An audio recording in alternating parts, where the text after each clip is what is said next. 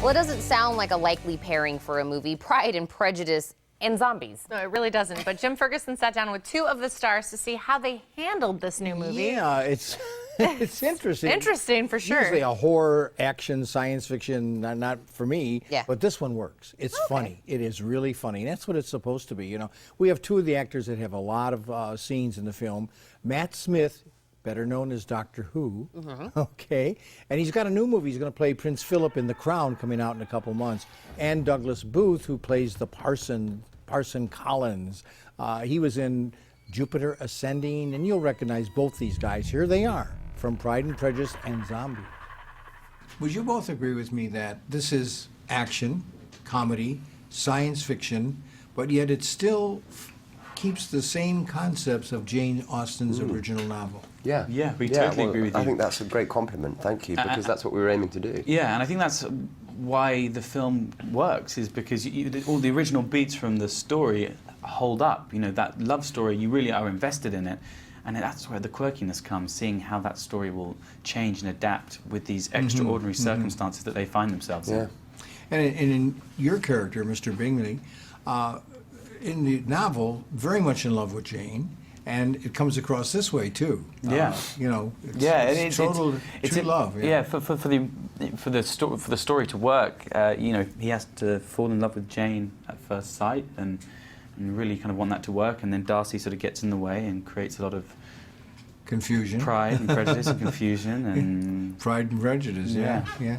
And Matt, Parson Collins, wow. There's a lot of comedy in this film, but your character really adds a lot to it. Would you agree? Well, thank you very much. Yeah, I mean, that's the hope, I suppose. It's I had a lot of fun playing the role, you know, and I think you know, the circumstances of the world allow you to be comedic, and sort of that's what I tried to do. Yeah, and you sure do. Thank you. Really do. Yeah. Thank you. I appreciate not that. easily discouraged. Exactly. And you know, that's the other thing, isn't it? Never give up, boys. There's someone out there for everyone. You know, guys, it's a big epic. You look at the costumes, the sets, the music, everything about this film. It's amazing, isn't it? When you look at the whole picture. We're pleased with it, aren't and we? we're really fortunate to have such an amazing production designer and costume designer and director, and the film looks really rich, really rich. And some good supporting actors to go along with it. Some fantastic actors, you know, young, interesting cast. That was one of the main draws for me, actually, was the fantastic cast that were involved. And it also really Charles Dance and Lena Headey and Sally Phillips. The casting was great, I thought. Yeah, I did too. I really did too. Yeah. I'm out of time, but the novel was extremely popular, and that's why this film got made. Natalie. Yeah. And this film, I predict, will also Pride and Prejudice and Zombies. Don't miss it. You're going to enjoy it like I did.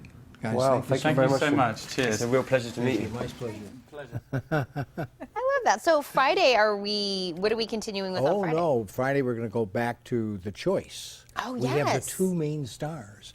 We have Teresa Palmer and Ben Walker, who play the young couple in love in Nicholas Sparks, as you talked about last week. Yes. Love story. It's a beautiful story. It's doing well. It just opened, but we got the two main stars on Friday. Well, I can't wait. Bring your tissue. I love that. Yes. Jim, thank you so much. And if you would like to watch even more of Jim's celebrity interviews, you can visit our website, TucsonMorningBlend.com.